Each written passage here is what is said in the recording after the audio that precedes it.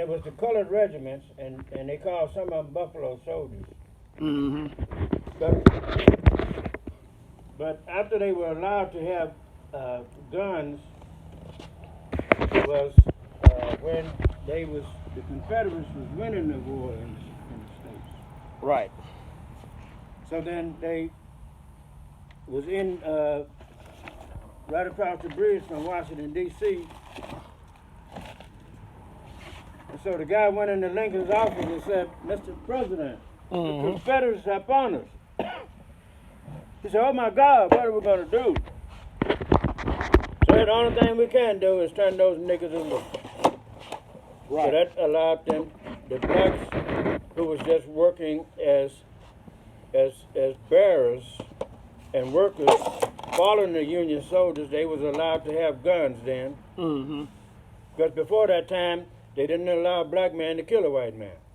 And so when you say black, And that's the main reason why they killed Lincoln, because he defeated the South using those colored regiments and the colored troops. okay. So when you but we know about this the thing. Cause when you said they ain't allowed a black man to kill a white man, we know that the Yamasis and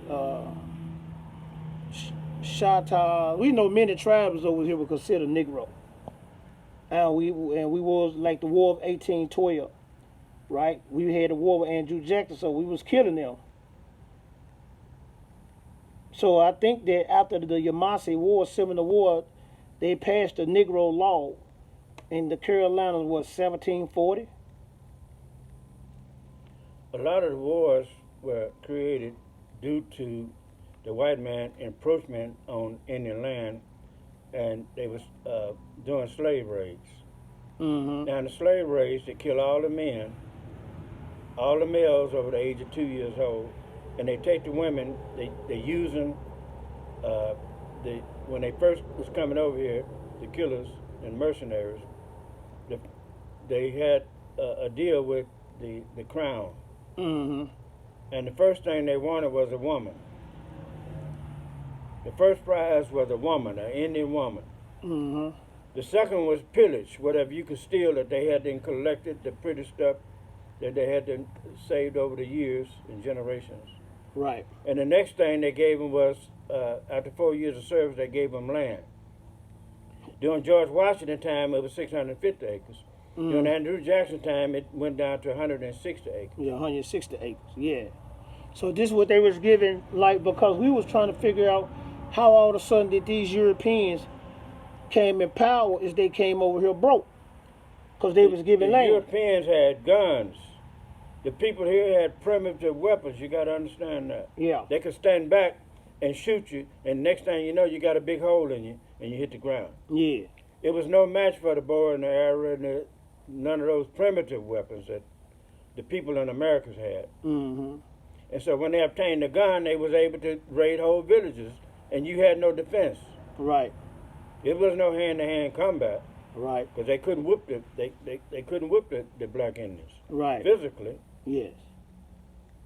But the Crown and England and France and Spain gave those foreigners, killers, mercenaries, Weapons. weapons. So actually, we was the first people over here to fight 3 world wars. And so it caused whole tribes and villages to move and encroach on other Indian groups, Mm-hmm. which they didn't like. Well, they ran from the white man over there, so they coming over here now and on my hunting grounds. Mm-hmm. That's what's caused the war. Mm-hmm. There was no history of any war among the people before the white man came. Mm-hmm. Do you know of any? No, I don't know any. I know about a few skirmish. Everybody lived in peace. I know about a few skirmish, but it was no major wars like we saw when they got here, because we ain't never seen nobody kill women, children, and babies. Well, we wasn't doing that. We're ancient people. We're ancient people. Ancient people was on this land here. Ancient people was on this land here in Yes. America. Yes, they have pyramids along the Mississippi River, old mounds along the Mississippi River, older than the pyramids in Africa.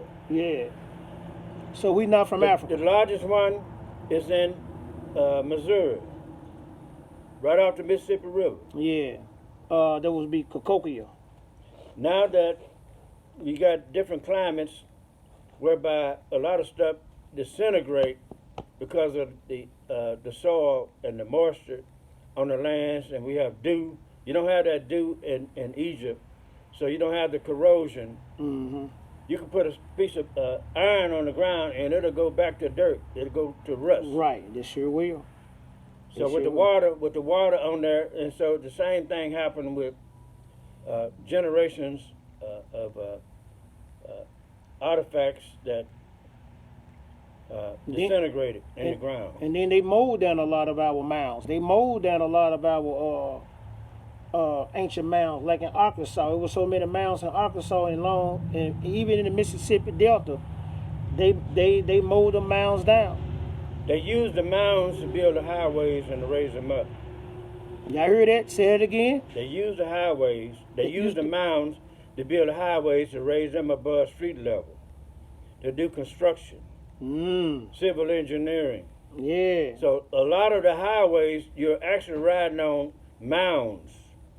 Teach. Ancient artifacts in those mounds and stuff like that. They're right. They use all the dirt of all these mounds. That's the reason why some of these expressways, some of these highways are still ancient roads. With the mounds, like the Natchez Trail, right? yes. With the mounds, you can go to one location because you got a big pile of dirt right there. Y'all didn't know that, did it? Hey, I didn't know that. So now, they had the Civil War. When the colors went into the battle, they said, remember Fort Pillar, because they know the word got out that those 350 blacks that were in that fort, surrounded by General Nathan Bedford Forrest and his 1,500 Confederates, they cut off their food and water supply. Whoa, stop right there. I got to stop right there, Chief. He said they cut off their food and water supply when they was fighting the colored soldiers. When they were fighting the colored indigenous people, they cut off their food, water, and water supply, and we gonna bring that up to date. Fort Pillar, Tennessee, in 1862. General Nathan Bedford Forrest, who had a plantation in Memphis, and he had a plantation in Mississippi, Senatobia, Mississippi, where he brought the slaves back and forth, and they got them directly off of the off the trains and off the Mississippi River. So that mean they had to be coming in from the Carolinas and maybe Virginia. Then we got to see because what train did they have at that time? Was it the Pacific Railroad or was the Atlantic North? Do you know? I don't know what trains they had. Okay, but we know they was bringing them off the train. Most time they was bringing them from the Virginia and the Carolinas. And many of them walked. Many of them walked over here from Mobile, Alabama, when they took them off the boat when they came from Haiti and in those areas where the breaking grounds. Right. So what we got to understand in 1740 or 1730, what we standing on today wasn't no Memphis, Tennessee, wasn't no Alabama. It wasn't none. It was the Carolinas. Before it was the Carolina, it was the West Floridas. So again, you got to even say where your people was from. They said they was from Florida, or they said they were from the Carolina. They probably already was here. So we just giving, dropping a lot of jewels from Chief Yonash. You know what I'm saying? The Okanashoba, Well, the priests, American Indian community. the priests, the Protestants, and in the name of religion, they came over here, and then they became governors, and they had slave raids. They enjoyed going and killing the men and taking the women.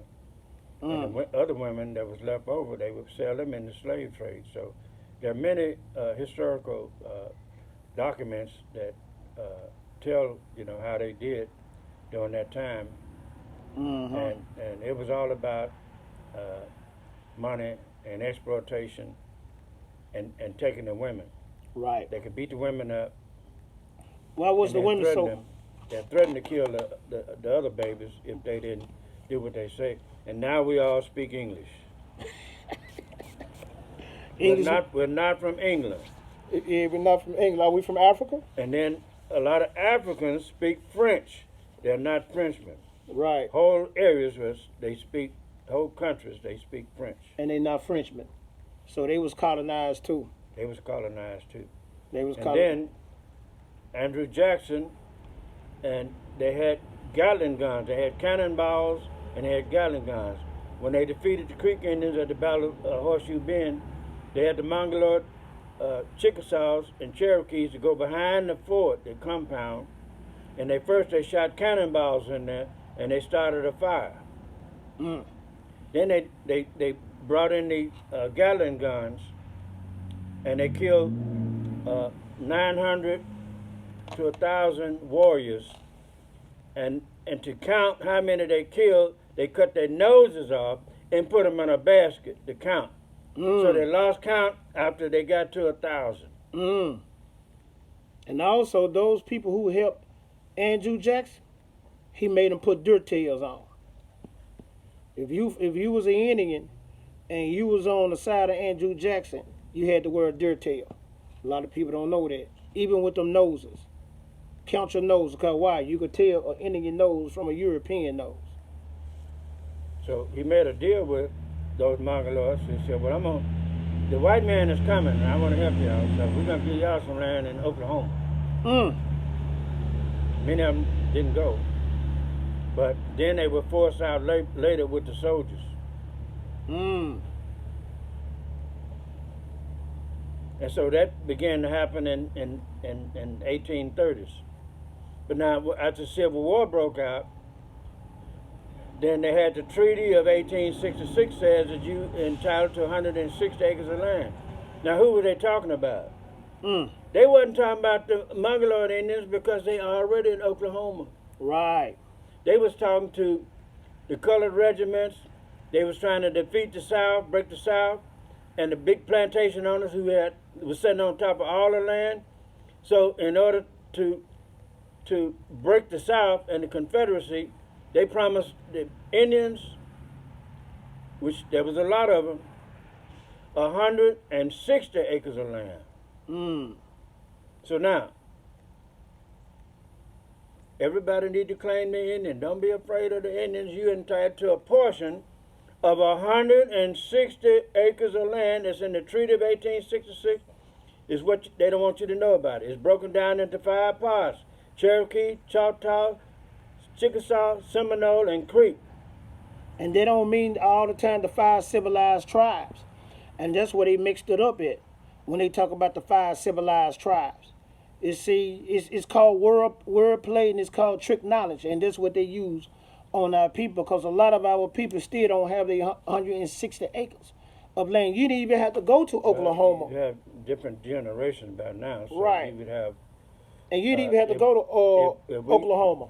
If we set up, no, it didn't say nothing about. It didn't say nothing about 160 acres of land. You got to go to Oklahoma. It didn't say that. You got 160 acres of land in the South, East, which is your homeland, your territory. The Woodland Indians. Under the Woodland Indians is those 5 tribes and more, to include the Blackfoot, the Wachita, Tuscarora, and all of those. But now we're in the new millennium, the information age. We left the Piscean age. Now we're in the age of Aquarius, the information age. We have technology. And we can study these things. And they'll tell you in the books.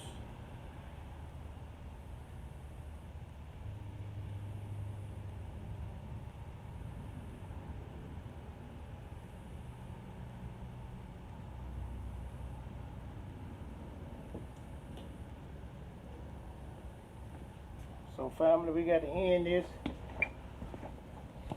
So we got to end this quick talk, family. I'm going to load it up on my YouTube page, Strongbow Talk.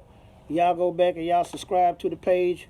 We're going to have more conversation with the elders. We're going to have more conversation with Indians who know their history. You know what I'm saying? Basically, they support us. Chapisa Shalakshani. That's the Choctaw word mean. I'll see you soon. Have a great day. They don't give money to individuals. You got to be a part of a tribe. Set up clans, set up tribes, and the tribes join the nation according to the region you're in. That's right. That's Don't set up. Don't set up none that you don't belong it's to. It's on the books. It's a part of the treaty. The treaty is in the Constitution. It's the supreme law of the land. We have to enforce it. That's right. Invoke it. On that note, we gotta go. Peace. We got work to do.